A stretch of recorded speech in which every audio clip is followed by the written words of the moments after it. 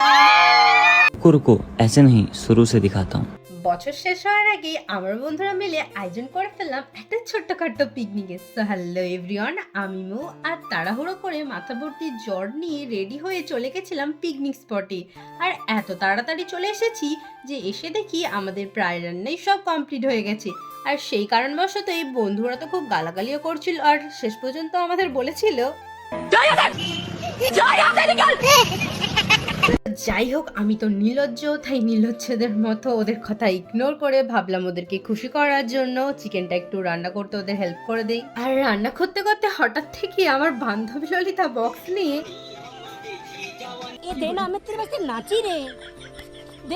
আর এখানে এসে ওর ডান্স পার্টনারকে পেয়ে গেছিল, কিন্তু সেও শেষমেশ ওর থেকে মুখ ফিরিয়ে নিচ্ছিল। এবার তোমাদের আমি পিকনিক স্পটটা একটু দেখিয়েই দিই। পিকনিক স্পটটা ভীষণ সুন্দর ছিল।